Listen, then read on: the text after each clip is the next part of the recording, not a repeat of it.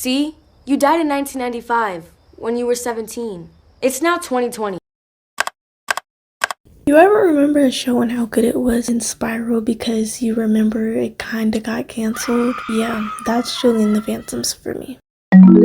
Julie and the Phantoms was released back in 2020 and owned by Netflix, directed by Kennyortega. Yes, that's the same man that directed the High School Musical and Descendants franchises. The basis of the show followed one of its main characters, Julie. Julie was a teenage girl who used to love music. Keywords. Used to. With the introduction of the ghosts, Luke, Alex, and Reggie, who lost their lives before a very big performance. Like seriously, who eats hot dogs out of a car? Yeah, no.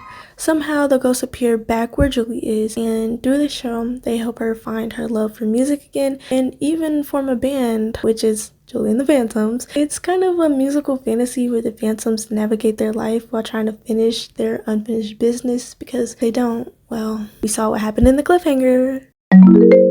It's kind of easy to assume this was such a basic Netflix show with no substance, but given the fact that half a decade later the audience is still grieving, I think that begs to differ. Besides being one of the best shows at the time to produce absolute banger after banger music, the plot was actually really good. It wasn't as messy as most Netflix shows tend to be. I have to think this is because of Kenny Ortega being the mastermind behind it, and we know just what he can bring to life. If Kenny is behind something, then I promise you it's guaranteed to be great. Not to give Kenny Ortega all the credit, I have to say the actors brought so much chemistry to screen. Every time the band sang together, all I could think about was how I wanted Julie and Luke to be together so badly. I even shipped Charlie and Madison in real life, but they were too young. Age ain't nothing but the songs had diversity and made me feel so much. I still have them in my playlist today. I felt connected to Julie, felt like losing a part of herself shown through in me. Also, Unsaid Emily, that was one of the best songs that came from that show. And I love when a show is so loved by everyone because it truly was for everyone. And adults, kids, teenagers, tweens could watch it. I don't understand why get rid of a show where the audience is rock solid.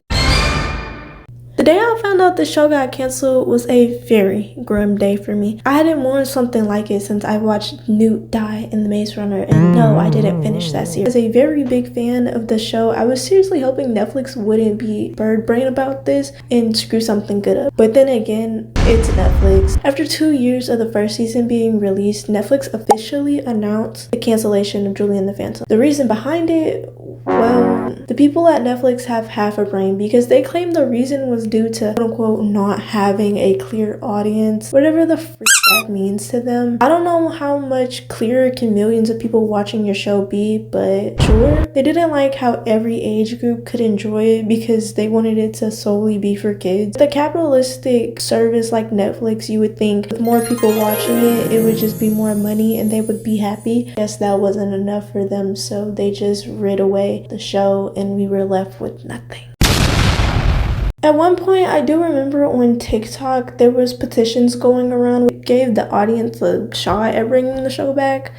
That didn't work out. But we were thinking, we'll take matters into our own hands. No, unfortunately. We still, to this day, don't have an ending. It was left on a very open cliffhanger. It can only be brought up to my imagination and in my dreams to try and figure out who gets a happy ending, what happens with Julie, and what happens with the Phantom. Which I personally would have loved to see on the screen, but it's a dying dream I'm holding on to, and it would be delusional if I kept on thinking that they were actually gonna bring it back. So I guess I'm just gonna have to let it go.